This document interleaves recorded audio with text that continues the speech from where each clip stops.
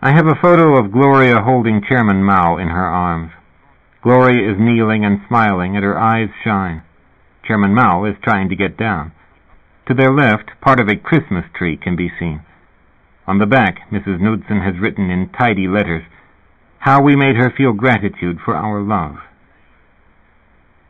I've never been able to fathom whether Mrs. Knudsen wrote that after Gloria's death or before.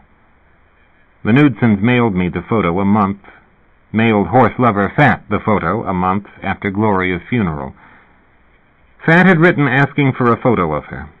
Initially he had asked Bob, who replied in a savage tone, "What do you want a picture of Gloria for?" To which Fat could give no answer. When Fat got me started writing this, he asked me why I thought Bob Langley got so mad at this request. I don't know. I don't care. Maybe Bob knew that Gloria and Fat had spent a night together, and he was jealous.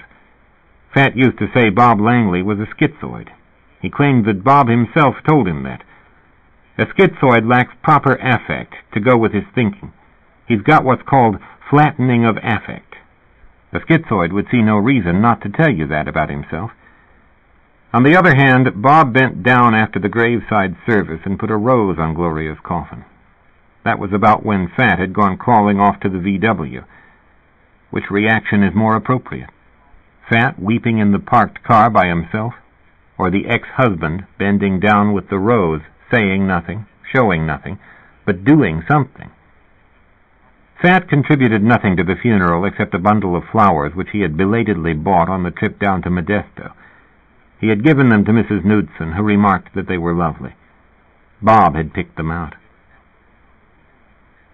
After the funeral, at the fancy restaurant where the waitress had moved the three of them out of view, Fat asked Bob what Gloria had been doing at Synanon, since she was supposed to be getting her possessions together and driving back up to Marin County to live with him, he had thought. Carmina talked her into going to Synanon, Bob said. That was Mrs. Knudsen, because of her history of drug involvement. Timothy, the friend Fat didn't know, said, "They sure didn't help her very much." What had happened was that Gloria walked in the front door of Synanon, and they had gamed her right off. Someone, on purpose, had walked past her as she sat waiting to be interviewed and had remarked on how ugly she was. The next person to parade past her informed her that her hair looked like something a rat slept in. Gloria had always been sensitive about her curly hair. She wished it was long like all the other hair in the world. What the third Synanon member would have said was moot, because by then Gloria had gone upstairs to the 10th floor. "Is that how Synanon works?" Fat asked. Bob said, "It's a technique to break down the personality. It's a fascist therapy that makes the person totally outer-directed and dependent on the group. Then they can build up a new personality that isn't drug-oriented." "Didn't they realize she was suicidal?" Timothy asked. "Of course," Bob said. "She phoned in and talked to them. They knew her name and why she was there." "Did you talk to them after her death?" Fat asked. Bob said, "I phoned them up and asked to talk to someone high up, and told him they had killed my wife, and the man said that they wanted me to come down there and teach them how to handle suicidal people. He was super upset. I felt sorry for him." At that, hearing that, Fat decided that Bob himself was not right in the head. Bob felt sorry for Synanon. Bob was all fucked up. Everyone was fucked up, including Carmina Knudsen. There wasn't a sane person left in Northern California. It was time to move somewhere else. He sat eating his salad and wondering where he could go.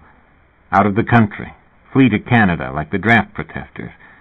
He personally knew 10 guys who had slipped across into Canada rather than fight in Vietnam. Probably in Vancouver he would run into half a dozen people he knew. Vancouver was supposed to be one of the most beautiful cities in the world. Like San Francisco, it was a major port. He could start life all over and forget the past. It entered his head as he sat fooling with his salad that when Bob phoned he hadn't said, "Gloria killed herself," but rather, "Gloria killed herself today," as if it had been inevitable that she would do it one day or another. Perhaps this had done it, this assumption. Gloria had been timed, as if she were taking a math test. Who really was the insane one? Gloria or himself? Probably himself. or her ex-husband, or all of them, the Bay Area, not insane in the loose sense of the term, but in the strict technical sense. Let it be said that one of the first symptoms of psychosis is that the person feels perhaps he is becoming psychotic. It is another Chinese finger trap. You cannot think about it without becoming part of it.